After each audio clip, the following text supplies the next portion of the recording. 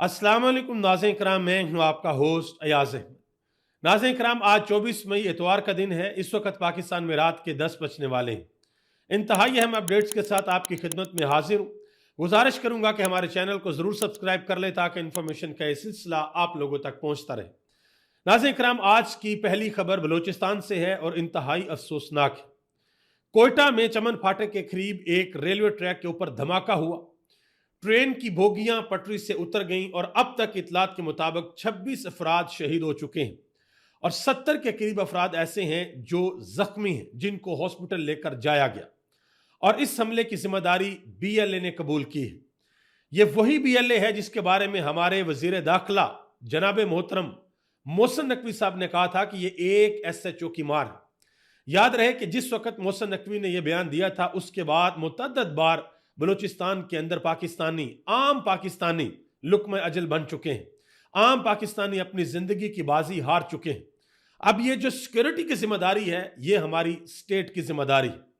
और जब भी इस तरह का कोई वाकया होता है तो इसका मतलब ये है कि ये लोग, ये बीएलए और दूसरे लोग जो पाकिस्तान को डिस्टेबलाइज करना चाहते हैं, पाकिस्तान के अमन को तबाह करना चाहते हैं, ये लोग बाकायदा तौर पर पूरी प्लानिंग करते हैं।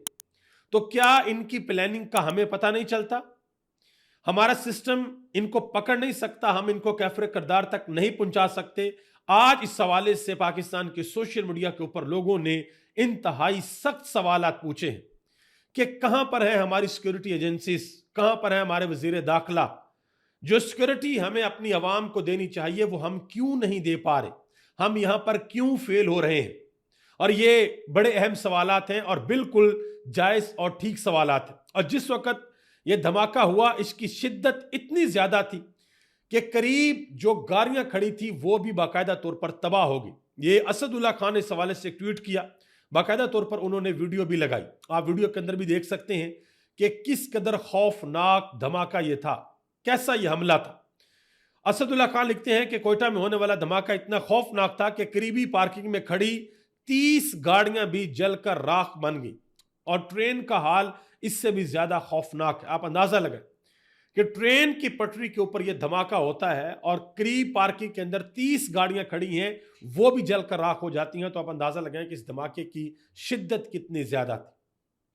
तो पाकिस्तान के अंदर किसी ना किसी को, हुकूमती साइड पे तो किसी ना किसी को इसकी जिम्मेदारी लेनी होगी ना कि ये हमारा फेलियर है, ये हमारी नाकामी है। अब ये तो सारी की सारी सूरत हाल मैं बता रहा हूं आपको बलूचिस्तान की, ठीक है जी। हमें पता जी वहां पर सिक्योरिटी के बड़े मसले मसाइल। आप जरा इस्लामाबाद के अंदर आ जाए, वहां की खबर आपके सामने रखता हूं। इस्लामाबाद गेस्ट हाउस में चीनी शहरियों से डकैती की वारदात हुई है। मुल्जमान ने चीनी शहरियों को बांध कर उन पर तशद्दुद किया है। मोबाइल फोन, नकदी और लैपटॉप लेकर स्याह गाड़ी के अंदर फरार हो गए हैं। गैर मुल्की शहरियों को तशद्दुद और डकैती की वारदात पर गेस्ट हाउस के जो मालिक हैं उनके ऊपर सहूलतकारी का शुबा हुआ और थाना कोसार में मुकदमा दर्ज कर लिया गया। अब यह काम पाकिस्तान के कैपिटल इस्लामाबाद के अंदर हो रहे हैं, आप अंदाजा लगा लें। महमूद खान अचकजई ने आज एक जगह पर बड़ी सख्त गुफ्तगू की है। यह जो हमला हुआ इसके बाद उन्होंने कहा कि शहबाज शरीफ ने कहा था कि दहशतगर्दी को हमने बिल्कुल जड़ से उखाड़ कर फेंक देना है। उन्होंने कहा कि अगर शहबाज बाबू आपने 25 करोड़ इंसानों की राय पर हमला करके दहशतगर्दी की है, जो मैंडेट चुराया है, जो इलेक्शन चुराया है। उन्होंने कहा कि आप दहशतगर्द हैं, आपका साथ देने वाले जर्नैल भी दहशतगर्द हैं और आपका साथ देने वाले सिपाही भी दहशतगर्द हैं। उन्होंने कहा कि दहशतगर्दी क्या होती है, लोगों को हरासा करना और फिर दहशतगर्दी करके एहराम बांधकर आप काबे के अंदर जाते हो। ये उन्होंने शहबाज शरीफ को कहा। उन्होंने कहा कि खुदा को मानो। उन्होंने कहा कि शर्म आप लोगों को आनी चाहिए और फिर उन्होंने एक शेर भी पढ़ा। उन्होंने कहा कि काबा किस मुंह से जाओगे गालिब, शर्म तुमको मगर नहीं आती। यह भी कहा कि अल्लाह तुमसे पूछेगा, अल्लाह का घर है काबा, बेगुनाह इंसानों के वोट पर तुम लोगों ने हुकूमत बनाई है, वोट चुराए हैं और लोगों को तुम लोगों ने जेलों के अंदर डाला हुआ। और ये जो अफसोसनाक सान्या हुआ इसके ऊपर भी उन्होंने इंतहाई सख्त गुफ्तगू की। अब जरा आगे आ जाए। मुख्तलिफ लोग हैं जो एक दावा कर रहे हैं इमरान खान के हवाले से। असद तूर ने यह दावा किया, खबर दी। इसके अलावा नईम अशरफ भट्ट जो कि ARY न्यूज के इन्वेस्टिगेटिव जर्नलिस्ट हैं, उन्होंने भी यह बात की है। उन्होंने कहा जी बैरिस्टर गौहर अली खान के घर में एक मीटिंग हुई, उसमें बैरिस्टर गौहर अली खान भी शामिल थे, सुहेल खान अफरीदी भी शामिल थे, इमरान खान की एक बहन भी थी और मोहसिन नकवी भी थे। वहां पर बड़ी अहम बातें हुई हैं और वहां पर यह गारंटी मांगी गई है इमरान खान की बहन से, सुहेल खान अफरीदी से, बैरिस्टर गौहर अली खान से कि एक शर्त पर हम आपको इमरान खान तक एक्सेस दे सकते हैं कि जब आपकी इमरान खान के साथ मुलाकात हो तो बाहर आकर कोई ये नहीं बताएगा कि इमरान खान ने आपको क्या कहा, इमरान खान ने आपसे क्या गुफ्तगू की। तो मेरी आपसे गुजारिश है, आपने कमेंट बॉक्स के अंदर यह बताना है कि अगर इस समझौते के तहत मुलाकात करवाने की इजाजत मिलती है तो क्या यह मुलाकात होनी चाहिए या नहीं होनी चाहिए। और फिर जब इमरान खान को जाकर बताया जाएगा इमरान खान की बहनों की जानिब से कि हम ये बाहर समझौता करके अंदर आए हैं आपसे मुलाकात करने के लिए, तो आगे से इमरान खान का रद्द अमल क्या होगा। और असद तूर ने तो यह भी कहा कि जराए का यह दावा है कि शायद ईद के ऊपर इमरान खान की एक बहन की इमरान खान के साथ मुलाकात करवा दी जाए। बहरहाल इसमें मैं एक चीज आपको बता दूं, जिस तरह के असाब इमरान खान के हैं, जैसे इमरान खान की तबीयत है, हो सकता है कि इमरान खान अपनी बहनों को यह कहें कि अगर आप लोगों ने मेरी वजह से बाहर हिम्मत हार दी है, बाहर आप लोगों ने कॉम्प्रोमाइज कर लिया है, तो आप लोगों को यह कॉम्प्रोमाइज नहीं करना चाहिए था। जिस तरीके से मैं अंदर डट के खड़ा हूं, आप लोगों को भी डट के खड़ा होना चाहिए था। लेकिन यहां पर एक नुक्ता है जो जरा अफसोसनाक और परेशान कुन है, वो है इमरान खान की सेहत। इमरान खान की सेहत को लेकर उनकी बहनें बहुत ज्यादा परेशान हैं, इसलिए वो चाहती हैं कि किसी ना किसी तरीके से उनकी इमरान खान के साथ मुलाकात हो जाए और मुलाकात के बाद कन्विंस किया जा सके हुकूमत को कि इमरान खान को हॉस्पिटल शिफ्ट करे, वहां पर इमरान खान का बाकायदा तौर पर इलाज हो, पता चले कि आखिर वो क्या वजह थी जिस वजह से इमरान खान की आंख के अंदर क्लॉट आया है, ब्लड क्लॉटिंग हुई। यह बहुत इंपॉर्टेंट है क्योंकि इमरान खान एक फिट बंदे हैं, एक्सरसाइज करते हैं, उनका ब्लड प्रेशर भी नॉर्मल है, तो ऐसा होना नहीं चाहिए था। ऐसा आखिर क्यों हुआ, यह बड़ा इंपॉर्टेंट। आगे आ जाए जी। इब्सार आलम ने मुफ्ता इस्माइल से अपने शो के अंदर एक सवाल पूछा कि आपने माशी लिहाज से इस हुकूमत को तारीख की बदतरीन हुकूमत कहा, आपने ऐसा क्यों कहा, यह हुकूमत तारीख की बदतरीन हुकूमत क्यों है। तो मुफ्ता इस्माइल का जरा आगे से जवाब सुने, बड़ा इंटरेस्टिंग। उन्होंने कहा कि गुर्बत 29.7% हो गई है, सरमायाकारी 50 साल की कम तरीन सतह के ऊपर चली गई है, बेरोजगारी 21 साल की बुलंद तरीन सतह के ऊपर है, गोश्त, अंडे, तेल, चावल और आटा ये कम इस्तेमाल हो रहा है और पाकिस्तान में खसारा बढ़ता जा रहा है, कर्जों के अंदर इजाफा हो रहा है। इस वजह से मैंने कहा कि यह हुकूमत तारीख की बदतरीन हुकूमत। आप अंदाजा लगा लें कि आल पाकिस्तान अंजुमन ताजरान के जो सदर हैं, उन्होंने एक प्रेस कॉन्फ्रेंस की है और प्रेस कॉन्फ्रेंस के अंदर उन्होंने कहा कि ये जो हमारे हालात हैं ये पिछले 70 साल के अंदर नहीं थे। उन्होंने कहा कि खरीदो फरोख्त में 70% कमी आई है और हुकूमती वज़रा ये बयानियां बनाने की कोशिश कर रहे हैं कि मुल्क के अंदर ये हालात ईरान, इसराइल और अमेरिका जंग की वजह से। उन्होंने कहा कि ये हालात उस जंग की वजह से नहीं है, ये हालात इनकी अपनी पॉलिसीज का नतीजा है, इनकी अपनी पॉलिसीज की वजह से ये सारे के सारे हालात वाक़यात हैं, ये सारे के सारे मसले खराब हुए। अच्छा, मैं ये जंग का बहाना बनाते हैं ना, ये आगे सनाउल्लाह खान सीनियर साफ़ी हैं, उन्होंने एक बड़ी अहम बात बताई है। उन्होंने कहा कि 505 अरब रुपए इन्होंने कौम की जेबों से निकाला नीलम झेलम पावर प्लांट के नाम पर। ठीक है, जब मंसूबा शुरू किया तो उसकी टनल बैठ गई, अरबों रुपए लगाकर मुरम्मत की, मगर फिर तबाह हो गया। उन्होंने कहा कि शहबाज शरीफ ने इसके ऊपर 4 इंक्वायरी कमेटियां भी बैठाई और फिर रिपोर्ट्स को दबाकर उनको बचा लिया।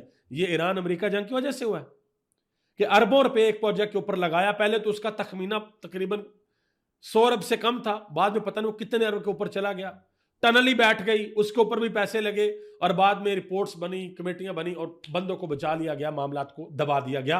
ये पाकिस्तान के अंदर ऐसा होता। तहरीक इंसाफ के एक रहनुमा है राना आतिफ, वो कहते हैं कि 1947 से लेकर 2022 तक 55,000 अरब रुपए टैक्स इकट्ठा किया है टोटल हुकूमतों ने, जबकि मौजूदा माली साल को मिलाकर 5 सालों में इन्होंने 60,000 अरब रुपए इकट्ठे किए हैं। लेकिन इसके बावजूद भी अवाम की हालत नहीं बदली। जरा गौर से सुनिएगा दोबारा इस बात, यह बहुत इंपॉर्टेंट बात है। वो कहते हैं कि 1947 से लेकर 2022 तक टोटल जो टैक्स इकट्ठा हुआ है वो 55,000 अरब रुपए है, जबकि मौजूदा माली साल का जो टैक्स है वो पिछले मिलाकर जो जब से इमरान खान की हुकूमत गिरी हुई है 5 सालों में 60,000 अरब रुपए इन्होंने इकट्ठे किए हैं। इसके बावजूद भी अवाम की हालत नहीं बदली। वो पैसा कहां पर जाता है, वो पैसा कहां पर जाकर लगता है, यह बड़ी इंपॉर्टेंट चीज। एक और जगह पर पंजाब हुकूमत के एक तर्जमान है जनाब मोहतरम इज्जत माब कौसर काजमी साहब, वो कहते हैं कि मरियम नवाज ने तमाम डीसी लेवल पर व्हाट्सएप ग्रुप बनाए हैं और उनको वहां पर हदायत की जाती हैं। ठीक है जी। तो आगे से फैसल चौधरी कहते हैं कि सुथरा पंजाब, जिसके बारे में आप कह रहे हैं कि हदायत की जाती हैं, सुथरा पंजाब एक सेंट्री इंस्पेक्टर का काम है। वजीर आला का ये काम नहीं होता कि वो जाकर गटरों के ढक्कन लगवाएं, ये इनका काम नहीं है। तो आगे से जनाब मोहतरम काजमी साहब कहते हैं जी सुथरा पंजाब वालों के साथ भी व्हाट्सएप ग्रुप में मरियम नवाज अंगेज रहती हैं। तो उन्होंने आगे से कहा कि ये वज़ीर आला का काम है ही नहीं, और ये जो नवाज शरीफ की फरसूदा अप्रोच है ना, इस अप्रोच से आपको बाहर निकलना पड़ेगा। आगे आ जाए, पाकिस्तान पीपल्स पार्टी के रहनुमा हैं कादर मंदोखेल। वो एक टीवी शो में थे जहां पर शफीउल्लाह जान भी थे, कौसर काजमी भी थे और मुबशर लकमान भी थे।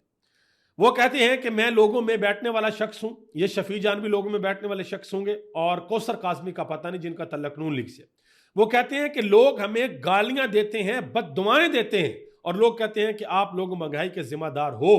तो कादर मंदोखेल कहते हैं कि मैं आगे से कहता हूं कि हम महंगाई के जिम्मेदार कैसे हैं, उनसे पूछो ये जो सब कुछ चला रहे हैं। कादर मंदोखेल साहब, आप जिम्मेदार कैसे नहीं, क्या आप हुकूमत का हिस्सा नहीं है? सदर किस पार्टी का, चेयरमैन सेनेट किस पार्टी का है, एक सूबे का गवर्नर किस पार्टी का है? पीपल्स पार्टी के ना। हिस्सा माशाल्लाह पूरा वसूल कर रहे हैं, और जब बात आती है अवाम की तो कहते हैं नहीं जी हम तो साथ हैं ही नहीं, सब का सब नून लीग का है। नून लीग का तो खैर कबाड़ा आप लोगों ने निकाल दिया, आप लोगों का भी साथ निकला भी। 28वीं तरमीम में देखते हैं क्या होता है। इरशाद भट्टी ने एक बड़ी अहम बात की है। वो कहते हैं कि जिन लोगों को जेल के अंदर होना चाहिए था, वो लोग सीना चौड़ा करके इस तरीके से फिरते हैं कि हमें ऐसा महसूस होता है कि हमारे घर जेल है। कि जिन लोगों को होना चाहिए था सलाखों के पीछे, वो ऐसे सीना चौड़ा करके फिरते हैं कि हमें ऐसा महसूस होता है कि हमारे घर जेल है। उन्होंने कहा जी, इन्होंने कहा था कि सबको सस्ती रोटी मिलेगी, फिर उन्होंने कहा कि पीली टैक्सी आई, कर्ज उतारो मुल्क संवारो आया प्रोग्राम, सस्ता तंदूर भी आया, आखिर में क्या मिला? कुछ भी नहीं मिला, सब के सब दिखावे। उन्होंने कहा कि 2022 में बिलावल ने कहा था कि वेलकम टू पुराना पाकिस्तान, हम वाकया ही पुराने पाकिस्तान में आ गए हैं, अब हमें 2022 का इमरान खान का दौर जन्नत लगता है। आगे आजे नाज़रीन किराम, एक और बड़ी इंटरेस्टिंग चीज आपको बताता चलूं। लाहौर में शहरियों से ईदी मांगने पर पुलिस एहलकारों के खिलाफ भीख मांगने का मुकदमा दर्ज हुआ है। आप अंदाजा लगाएं। ये मैंने डायरेक्ट आपको सीधी सीधी खबर तो ये बता दिया, लेकिन ये बड़ा गहरा मामला है। आप जरा सोचें कि ये जो पुलिस एहलकार है, एक तो चलो ये महकमा ऐसा ना, लोग भी बददियानत हो सकते हैं, पुलिस के अंदर हर अफसर भी बददियानत नहीं होता, इवन कि हर सिपाही भी बददियानत नहीं होता, कुछ लोगों की फितरत में बददियानती होती है, करप्शन होती है। लेकिन एक फैक्टर ऐसा है जिसके ऊपर ना सिर्फ पंजाब बल्कि पूरे पाकिस्तान को काम करना चाहिए। वो ये है कि पुलिस को हम सहूलतें क्या देते हैं? पुलिस के जवानों को, पुलिस के जवान आखिर क्यों हर जगह पर यह बदनाम है पुलिस के, पुलिस जो शहरियों से माल बटोरती है, इसके ऊपर भी वर्किंग करनी पड़ेगी। कि बाकी जगह पर तो बड़े खाबे उड़ाए जाते हैं, करोड़ों करोड़ों रुपए की गाड़ियां ली जाती हैं, सब कुछ लिया जाता है, तो अपने सूबों की पुलिस का हालात बदले। मैं इसलिए आपको बात कर रहा हूं कि मेरे एक अजीज है जानने वाले, मैं उनके पास गया तो मैंने उनसे पूछा कि आपकी क्या ड्यूटी है? उन्होंने कहा जी हमारी पेट्रोलिंग करते हैं हम लोग, यानी कि गश्त करते हैं। तो मैंने कहा कि अब क्या हिसाब किताब है, हुकूमत तो कफ़ायत शारी कर रही है, तो आप लोगों को पेट्रोल डीजल वगैरह कैसे मिलता है? उस बंदे ने मुझे जो आगे से बात बताई, मैं हैरान रह गया। वो कहता है कि पहले किसी जमाने में हमें 20 लीटर डीजल मिलता था एक रात के लिए, एक गाड़ी का, फिर कम होकर 15 हुआ, फिर 10 हुआ, फिर 5 हुआ, और अब तकरीबन शायद 3 लीटर डीजल मिलता है। और कहता है कि हम वो गाड़ी स्टार्ट करते हैं और जब ड्यूटी खत्म होती है 8 घंटे बाद बंद करते हैं और डीजल 3 लीटर खत्म हो जाता है। मजे की बात इससे अगली, उसने कहा जी ये 3 लीटर डीजल हमें देते हैं, सहूलियत कुछ नहीं है, और डिमांड हमसे ये है कि हमने कम से कम कोई 400-500 बंदा चेक करना है, कोई 5-10 क्रिमिनल भी हमने पकड़ने हैं, और इसी तरह की और भी डिमांड्स है कि ये आपने करना है। यानी कि जो डिमांड है वो आप कह लें कि न्यूयॉर्क की पुलिस वाली कारकर्दगी उस पुलिस जैसी, और सहूलियात युगांडा की पुलिस वाली भी नहीं है। तो पुलिस को सहूलियात आपको देना पड़ेंगी, ऐसी देना पड़ेंगी कि इनको 2 नंबरी ना करनी पड़े, स्पेशली वो लोग जो अपनी तनख्वाह के ऊपर गुजारा ना होने की वजह से 2 नंबरी करते हैं, लेकिन उनको करनी नहीं चाहिए। और कुछ लोग तो खैर है होते ही 2 नंबर है। मैं आप यकीन करें, मेरे साथ पर्सनली ये वाकया इस्लामाबाद के अंदर हुआ। मुझे रोका पुलिस वाले ने, उसने सीधा ये कहा, उसने कहा हमारे ऊपर जो बड़े अफसर हैं ना वो बड़े सख्त हैं, हम यहां पर पिछले इतने घंटों से खड़े हैं, कोई हमारा भी ख्याल रखा करे। यहां तक उस बंदे ने मुझे कहा। मैंने फिर उसको बताया, मैंने कहा मुझे बताएं, आप हुक्म करें, कैसे ख्याल रखूं मैं आपका, क्या करूं, लाइसेंस देखना है, आईडी कार्ड देखना है, गाड़ी के कागजात चेक करने हैं, क्या करना है, ये देखने हैं या आप मुझसे पैसे मांग रहे हैं, क्या क्या क्या आप क्या कहना चाह रहे हैं। इतनी बात की और साथ मैंने उसको हंस की ये कहा, मैंने कहा मैं तो लाहौर से मेहमान हूं आपका, आप देख लें कि आपने मेरी मेहमान नवाजी किस तरीके से करनी है। वो भी आगे से हंस पड़ा, मुझे कहता ठीक है जी आप जाएं। तो ये हमारी पुलिस की आला, ना सिर्फ पंजाब के बल्कि मैं आपको इस्लामाबाद की बता रहा हूं। आगे आ जाए जी। लाहौर मवेशी मंडी के अंदर मसाइल दिखाने पर असिस्टेंट कमिश्नर रावी हमेरा शाह आपे से बाहर हो गई, यह खबर है। कैमरा तोड़ दिया।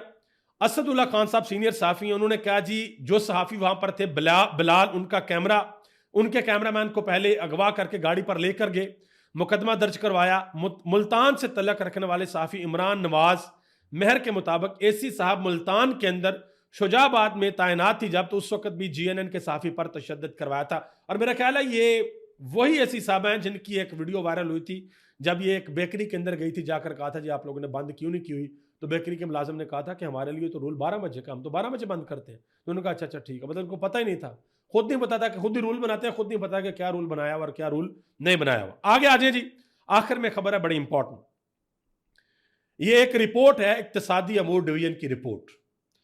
ये रिपोर्ट कहती है कि हुकूमत ने रवा माली साल जुलाई से अप्रैल तक, ठीक है, ऑलमोस्ट पूरे साल में अब तक 11 अरब डॉलर कर्ज हासिल किया है। दस्तावेजात के मुताबिक गुज़िश्ता माली साल की निस्बत 83% जायद कर्ज लिया गया। गुज़िश्ता माली साल इस अरसे के दौरान 6 अरब डॉलर कर्जा लिया, इनके पिछले साल 6 अरब डॉलर था और इस साल 11 अरब डॉलर। रवा माली साल के लिए मजमूई तौर पर तखमीना 19 अरब और 39 करोड़ डॉलर है। अप्रैल में 4.5 अरब डॉलर मसूल हुए, जबकि हुकूमत रवा माह मई और जून के दौरान मजीद कर्ज लेगी। अच्छा, मैं यहां पर आखिर में जाते जाते एक चीज आपको बताता चलूं, हमारे मुल्क के हालात ना इस निजाम के अंदर ठीक नहीं हो सकते। चाहे कोई भी हुकूमत के लिए हुकूमत करने आ जाए, इमरान खान आ जाए हुकूमत में, ये जो खाबिया प्रोग्राम है ना नीचे हमारी ब्यूरोक्रेसी के अंदर, ये मुल्क का निजाम उस वक्त ठीक होगा जब इस मुल्क की ऐसी सर्जरी की जाएगी कि छोड़ें किसी को ना, चाहे मुल्क के अंदर ब्लैक मनी है या बाहर है, जब तक लूटा हुआ पैसा इस वतन अजीज के अंदर वापस नहीं आता, हम मुश्किलात से नहीं निकल सकते। कर्जे लेते रहेंगे हुकूमतें, वो कर्जे हमने देने, हुकूमतों ने थोड़ी देने, इन्होंने तो जाकर बैठ जाना बाहर आराम से। अभी तक इतना ही, आप सबका बहुत बहुत शुक्रिया। इंशाल्लाह बहुत जल्द दोबारा आपसे मुलाकात होगी, तब तक लिए इजाजत दें। अल्लाह हाफिज, अस्सलाम वालेकुम रहमतुल्लाहि व बरकातुहू।